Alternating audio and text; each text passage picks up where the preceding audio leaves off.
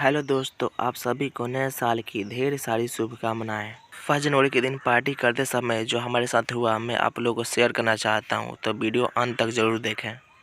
मैं और मेरे सभी दोस्त शाम को गार्डन में पार्टी करने का प्लान बनाए थे, क्योंकि दिन में टाइम नहीं मिलता।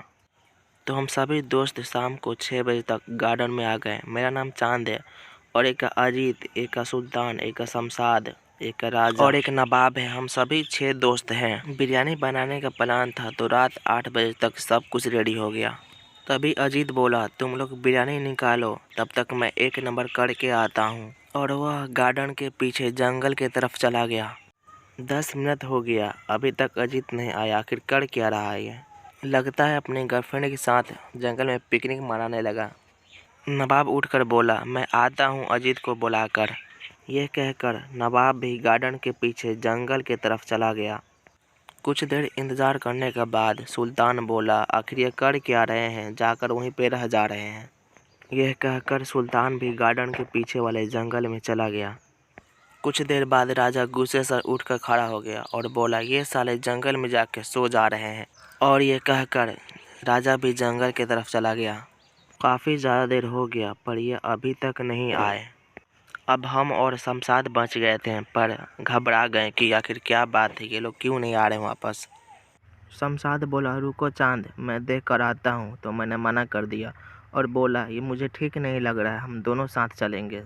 टॉर्च और एक डंडा लेकर हम लोग जंगल की तरफ गए, पर वहाँ पे कोई भी नहीं था।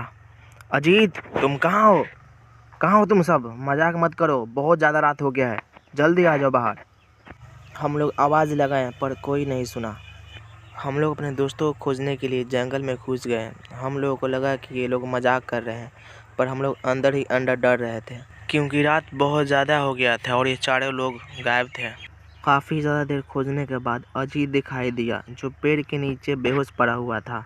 अजीत को बेहोशी की हालत में देखकर हम लोग बहुत ही ज़्यादा घबरा गए। अजीत, होश में आ जाओ मेरे भाई। शमशाद, जल्दी पानी दो। मुंह पे पानी मारने के बाद अजीत होश में आया और बहुत ही ज़्यादा घबराया हुआ था। तुम्हें क्या हुआ? बेहोश क्यों पड़े हो यहाँ पे?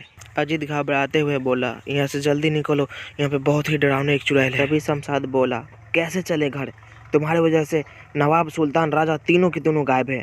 ये गुस्सा करने का टाइम नहीं है, पहले बताओ तुम्हारे साथ क्या हुआ था और यहाँ पे बेहोश क्यों पड़े हो तुम? तब अजीत ने बताया कि मैं 1 नंबर कर रहा था यहाँ पे, तभी ये काली परछाई दिखाई दी। मैंने कहा, कौन हो तुम? तो परछाई गायब हो गई। मैं डर के मारे भागने ही वाला था, तभी वो अचानक मेरे सामने आ गई। उसके डरावनी चेहरा देखकर मैं बहुत ज़्यादा डर गया और बेहोश हो गया। इसका मतलब तुम्हें नहीं पता कि राजा, सुल्तान और नवाब कहाँ है? नहीं, मुझे नहीं पता, मैं बेहोश हो गया था। ये लड़ने का टाइम नहीं है, अभी सिर्फ और सिर्फ अपने दोस्त को खोजना है। फिर हम लोग अपने तीनों दोस्तों को खोजने लगे। काफ़ी ज़्यादा रात हो गया था, डर भी बहुत लग रहा था, पर बिना अपने दोस्तों के अपने घर कैसे जा सकते थे? तुम्हारे वजह से तीनों के तीनों गायब हैं। ना तुम इस जंगल में आते और ना हम लोग इधर आना पड़ता। अब ये बताओ, तीनों के तीनों अभी किस हाल में होंगे?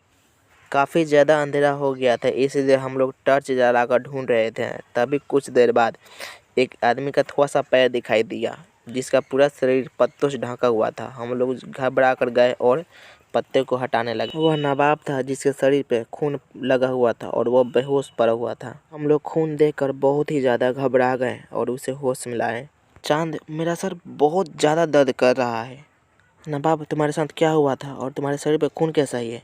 मुझे याद नहीं है, मैं अजीत को ढूंढ रहा था, तभी कोई पीछे से मेरे सर पे डंडे से बहुत तेज मारा और मैं बेहोश हो गया। कोई बात नहीं, चलो उठ जाओ, अभी सुल्तान और राजा को भी खोजना है। अब हम 4 लोग हो गए, पर अभी भी हमारे 2 दोस्त गायब थे। फिर हम लोग आगे बढ़े और अपने दोस्तों को खोजने लगे। काफ़ी ज़्यादा देर खोजने के बाद हमें एक गुफा दिखाई दिया, जो बहुत ही डरावना था। हम लोग उस गुफे के अंदर गए। चांद, इससे पहले तो यहाँ पे कुछ भी नहीं था, ये गुफा अचानक कहाँ से आ गया? अंदर जाने के बाद हम लोग देखा कि एक बूढ़ी औरत आग जलाकर बैठी हुई थी, जिसके दाएं तरफ सुल्तान और राजा दोनों बेहोश पड़े हुए थे। वह बूढ़ी औरत कोई मंत्र पढ़ रही थी। हम लोग समझ गए कि ये कोई औरत नहीं है, बल्कि एक डायन है। फिर मैं धीरे धीरे गया और डंडे से उस डायन के ऊपर बहुत तेज वार किया, जिसकी वजह से डायन बेहोश हो गई। फिर हम लोग सुल्तान और राजा को होश में लाए और सीधे घर चले आए। सुबह होने के बाद सारी बातें अपने घर वालों को बताएं। उसके बाद सभी लोग उस जंगल में गए, उस गुफा के पास, पर वहाँ पे गुफा नहीं था। घर वालों को लगा कि हम लोग मजाक कर रहे हैं, इसलिए वो लोग बहुत हम लोग को डांटे। तो दोस्तों, ये कहानी आपको कैसी लगी हमें ज़रूर कमेंट करके बताइएगा, और कमेंट में ये भी बताइएगा कि आप लोग चिकन पार्टी किए हैं या मटन पार्टी।